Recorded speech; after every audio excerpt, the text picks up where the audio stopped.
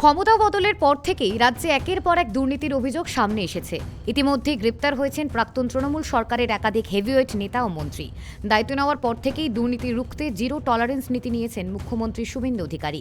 বেআইনি দখলদারি থেকে শুরু করে অবৈধ নির্মাণ রিয়াত করা হয়নি কাউকেই।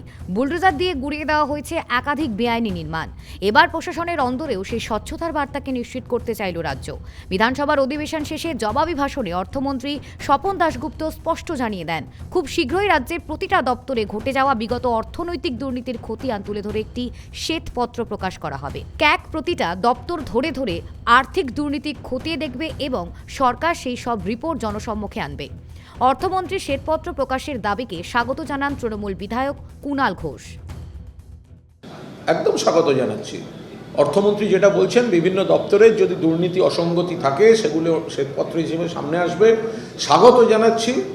কিন্তু সেখানে দেখতে হবে ওটা প্রকাশের পর যে ওটা তার ভিত্তি কতটা আছে।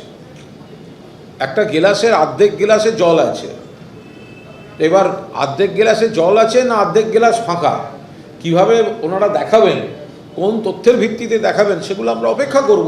কিন্তু সেক্ষেত্রেও আবার দেখতে হবে যে বালিশচাটা তৃণমূলে যে প্রাক্তন মন্ত্রীরা চলে গেছেন তাদের দপ্তরগুলো, তাদের শ্বেতপত্রটাও যেন ঠিকঠাকভাবে থাকে।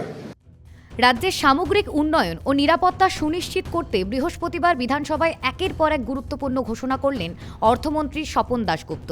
শিক্ষা থেকে সুরক্ষা, প্রতিটি ক্ষেত্রেই নেওয়া হয়েছে যুগান্তকারী পদক্ষেপ। রাজ্যের চুক্তিভিত্তিক কলেজ শিক্ষকদের মাসিক বেতন এক ধাপে ২,০০০ টাকা বৃদ্ধির পাশাপাশি নারী নিরাপত্তার স্বার্থে সন্দেশখালীতে বিশেষ মহিলা থানা গড়ার ঘোষণা করা হয়েছে। এছাড়া পাহাড় ও সুন্দরবনের জন্য বিশেষ সুরক্ষা বাহিনী গঠন এবং হেমতাবাদ ও কালিয়াগঞ্জে নতুন ডিগ্রি কলেজ নির্মাণের সিদ্ধান্ত নিয়েছে সরকার। সর্বোপরি রাজ্যের সুরক্ষায় ২০০ সদস্যের একটি আধুনিক ও হাই অ্যান্ড ট্রেনিং প্রাপ্ত বিপর্যয় মোকাবেলা বাহিনী গঠন করার পরিকল্পনা রাজ্য প্রশাসনের এই নতুন ভাবমূর্তিকে আরও শক্তিশালী করবে বলে আশা করা হচ্ছে। ক্যামেরায় সূর্যশঙ্কর অধিকারীর সঙ্গে দেবযানী সরকার ও ত্রয়ন চক্রবর্তীর রিপোর্ট, কেটিভি বাংলা।